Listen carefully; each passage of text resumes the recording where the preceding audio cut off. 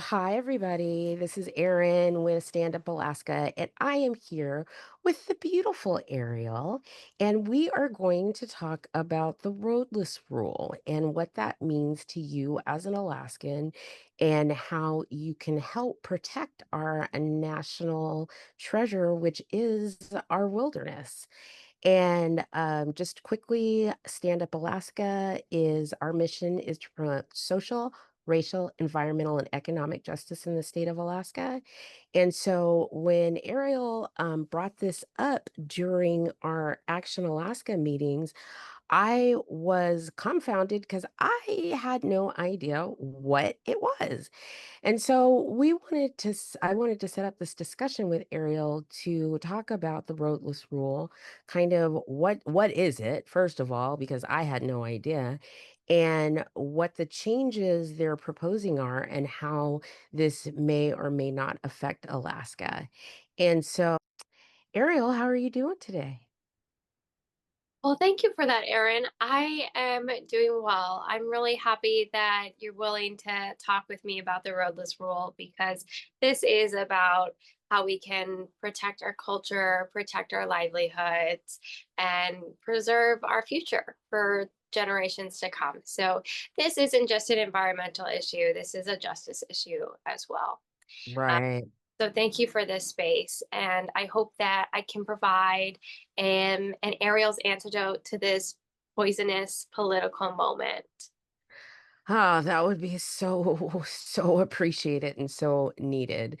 So, that's kind of ties in perfectly to my first question is like what is the roadless rule and what does it mean to you personally? And are there any experiences that have made our protected lands in Alaska special to you?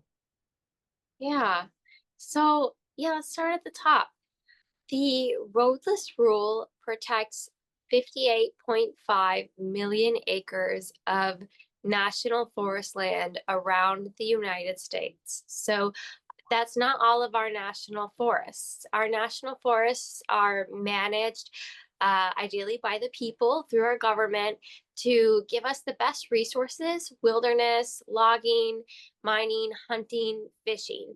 And these 58.5 million acres that are protected by the roadless rule have been deemed critical for the continuation of these resources. So they protect things like spawning streams for salmon or critical grounds for elk and deer in other states as well. So when we're talking about Alaska, we're talking mostly about the Tongass National Forest and the Chugach National Forest. So Alaska, because we have the largest expanse of wilderness, it makes sense. We have the largest national forests and we have the largest protection from the roadless rule. So when the roadless rule was enacted in 2001, it's enacted as a regulation. So it's not something that Congress has voted on in law, though that would be our long-term goal. Right Oh, now, we're focused on protecting it as a rule, um, which is up for public comment. So when it came up for public comment on the Federal Register in 2001, over 1 million people commented and said, we want these protections. And this is an ongoing conversation over the last 2 decades. And of course, it's being brought up again at this moment where this falls under the USDA purview. So the Secretary of Agriculture, Brooke Rollins, and she's the one that is proposing we roll back the roadless rule, which would mean that these critical habitats would be open for construction. so that's what the roadless rule literally means then, is that these are protected areas where they're not allowed to build roads through them, is in Yeah, layman's terms. exactly. Exactly. There are a few exceptions, but that's the point is you can't build roads through them. So you can't build mines, you can't build Bitcoin facilities, you can't you can't log in those specific areas. This does not restrict all of our natural resources. This just means that we're protecting what allows us to continue. to have our natural resources. So Right. literally no roads in the most important parts of America. Okay. Okay, that makes sense. Are there I mean, I know what it means to me to have this protected land, but I always whenever I talk to you, I realize how, mm, partially disconnected from the land I am, but I would love to hear, like, why is this important to you? Like, what does it mean to you? Yeah. Um, I was raised by the Chugach Mountains of the National Forest. Under their strength and resilience, it guided me every day as I learned, as I played, as I served my community. And then I fell in love with the Southeast Alaska, with the Tongass National Rainforest. And now I live and I work here on the Tlingit Aquans land where I'm surrounded by the abundance of the rainforest and I'm inspired by the mountains that rise from the sea. This is this is what's made these forests have what has made me the person that I am. They're what continue to hold my family and they're what give me sustenance for my future, quite literally. Yeah. What hit me the most about protecting our national forest, and every day I'm grateful for them, but one of a few years ago I was working in Washington DC and I'd come back to Alaska to do the harvest with my grandfather like I did every year. We go fishing on the Kenai Peninsula near Anchorage and the Chugachs, and we get in our waders and we get up at the buck crack of dawn, and we've got the cold water rushing up past my waist, and I'm slinging my line into the water over and over again for hours, and all along the bank are trees and berries and pebbles. And there's even moments where we see bears coming to join us in the distance. And it hit me in that moment that how different it was from the rivers that I was living next to at the time on the East Coast. That those rivers are lined with houses and fertilized lawns and businesses, and there are so few portions that have forests. And in those same rivers, it is dangerous to go swimming. Fishing Much is less eat the toxic, fish. Yeah. exactly toxic, impossible. And I RFK knew Jr. that. doesn't think so. He swims in it. Who swims in it? RFK Jr. swam in some of those rivers that you're talking about. It's frightening. It is frightening. It's not good for they put out health alerts. Your skin's your largest organ, and our water is everything, like water as a human. And so just adding kind of polluted water is really hits me at my core. And in that moment, fishing, I saw this comparison and I knew how important protecting our forest was to protect my way of life, our way of life. And if I someday wanted to go fishing with my own grandchildren, that our forests needed these protections. Ah, that is such an Alaskan memory. Like that, it brings back fishing with my dad on Matanuska Lake, right? And eating a bologna and cheese sandwich and having fish scales on the sandwich. I mean, it's so Alaskan. Yes. Oh, see, exactly. You know what I'm talking about. This is some shared 100%. experiences that we have with the wilderness that are core. I love how you can put words to the way so many people feel about Alaska, but aren't able to articulate. A lot of people just say, "Oh, I just love it. I love the nature. I love being one with the nature." But the reasons that you articulated are the reasons why we love Alaska so much. So thank you for that. That's so beautiful, and I love the story with your grandpa because that's family, right? That's everything. Those memories are everything.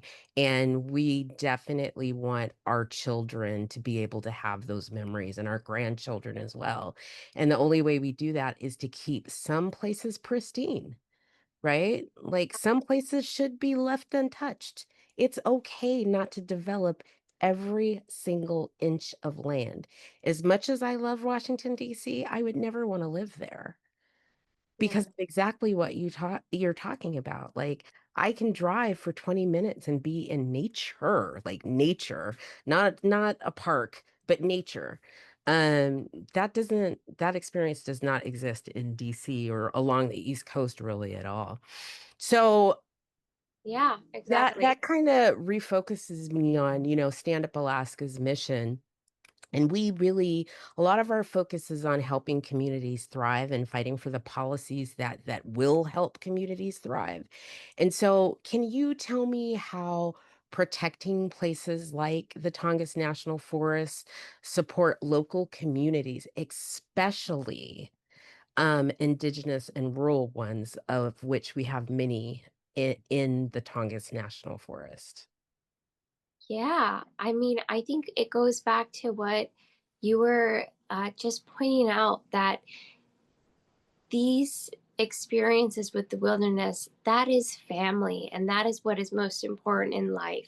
And that's because this is how we learn to live and take care of one another, and this Mm, is our heritage. And this is what the Tlingit, Haida, Tsimshian have been stewarding the Tongass National Forest for thousands of years, so that the resources are available generation after generation.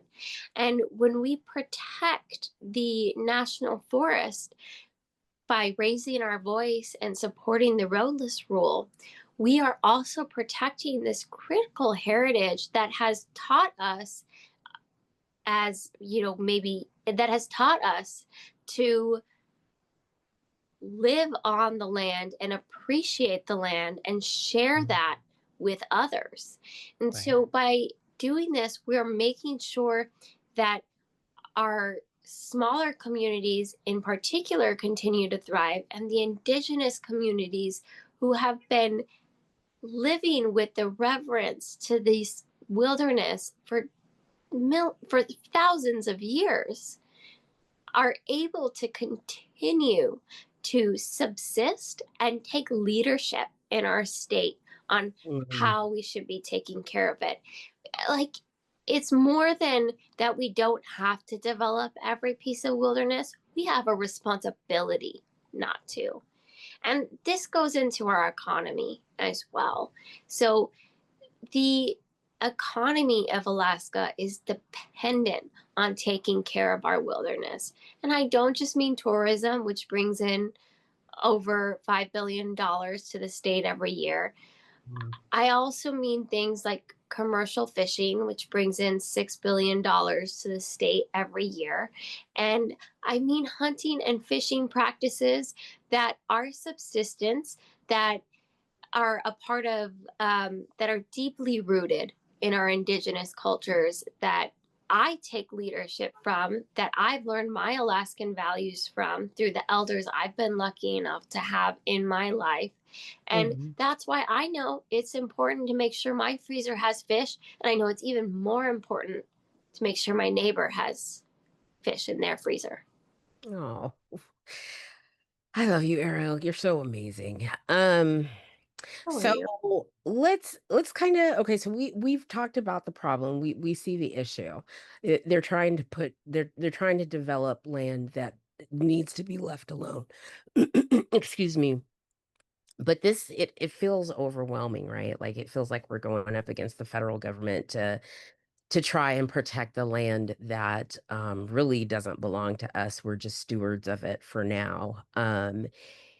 how do people get involved? How do people make a difference? Like, I know that the time spans for us to comment on this is short. So how do people get involved and make a difference and let our elected officials and our leaders know that this isn't good for Alaska and this isn't what Alaska wants? Yeah, absolutely. This can and does feel overwhelming, especially when we're not talking through it together. So let's try to break it down a little bit. Um, as with all the things that are being thrown at us in this moment, it's about speaking up. So it, like I mentioned, this is a rule that is trying to be changed. And the way that you can make a difference is by commenting on the Federal Register to say, I support the roadless rule protection. Do not overturn.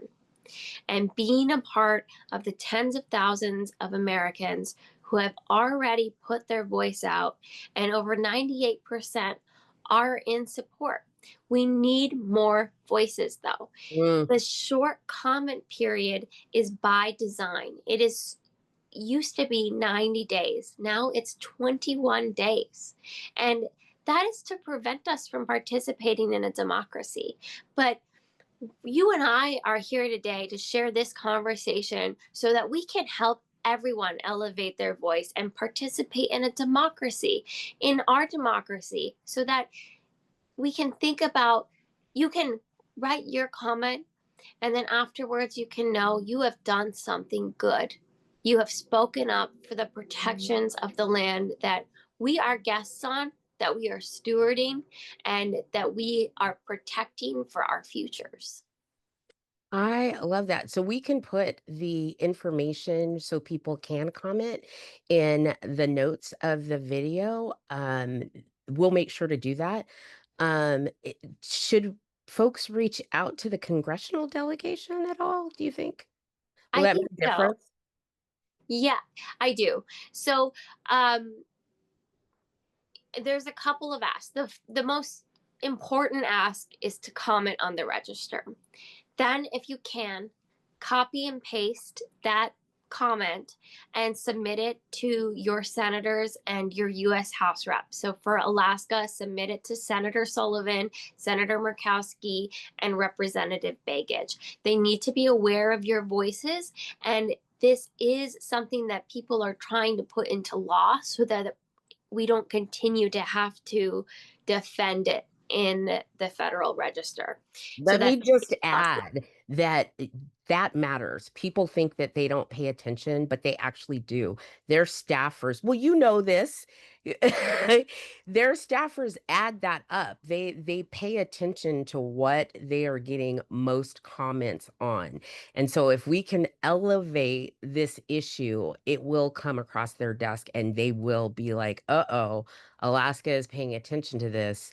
We have to consider our vote instead of just willy-nilly doing whatever they want to." yeah, Sorry. that's exactly right. No, exactly. I, it is not pointless at all.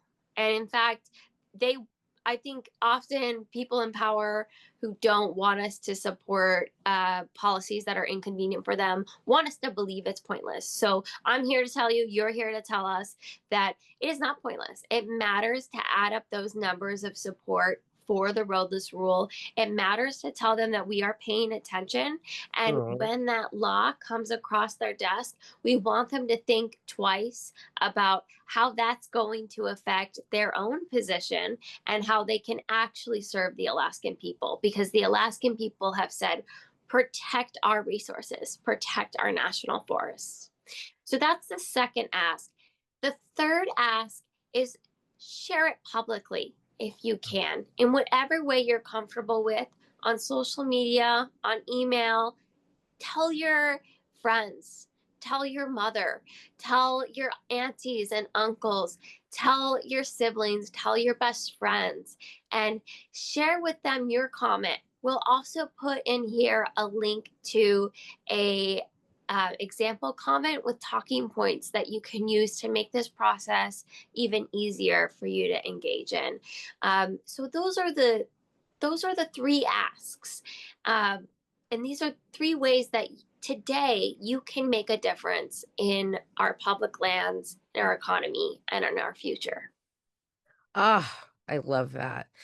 I love being able to take action, right? It empowers me when I'm able to do something, and even if I don't necessarily see the effects of that action right away, it just it propels me. It lifts me up to know that, okay, you did that, you stood up for that, or you commented on that. They can't say that they acted and nobody said anything. Nobody cared about this. They aren't going to be able to say this because we're going to elevate it to the position of they're going to have some accountability if they don't take the right vote, Yes, which exactly. is Yeah. what our politics are supposed to be all about. So we've got the problem, we've got the solution. I think that people have a better idea about it. The roadless rule. I certainly do. So thank you for that. If there was anything else, or if you could leave the audience with one final thought or a piece of advice, what would that be?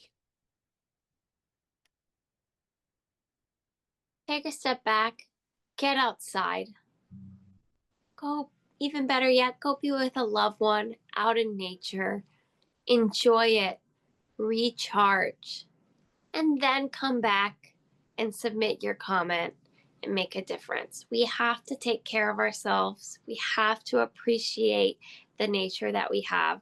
That is part of what's going to fill us up so that we can continue to speak out. Oh, thank you, Ariel. Gosh, that's like a balm for the soul right now. We need every way that we can to recharge, to refill our cups, and to come back ready for the fight. I have one final question, and that is, when does the public comment period end? Oh, I'm so glad you asked. That's very important. The public comment period ends on September 19th. Oh, so So we only have a week. we Okay. only have a week. Yeah, it is a very limited amount of time.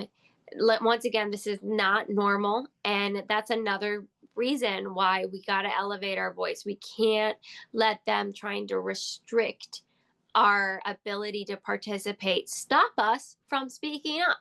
So, no, we have until September 19th to submit a comment on the Federal Register for the roadless rule.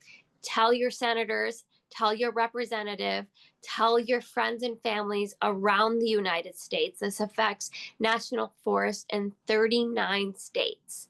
So, this is a big deal, and they don't want us to pay attention. So, So don't just share this with your Alaskan friends. Share this with all your friends. Is that what you're saying? share it with all your friends. Yes, All share right. it with all your friends. Get everyone you can to comment by the 19th of September. Spectacular. Ariel, I have a feeling we'll be having more of these conversations. First of all, I love talking to you because you're just a love bug. And second of all, you're the future of Alaska. And just knowing you fills me with hope. Just knowing you, knowing that there's people out there that are in the arena, that are in the arena for the right reason, fills me with hope. So thank you so much. Well, you're welcome. And thank you. You inspire me. All the action you do, all the spaces you provide for people to lift their voices up. I want to do whatever I can to help serve the causes that you do because you help people. So Oh, let's keep talking. Let's have some more Ariel's antidotes to get rid of this political poison that we're living in. agreed. Agreed. Thank you so much, Ariel. Thank you, Aaron.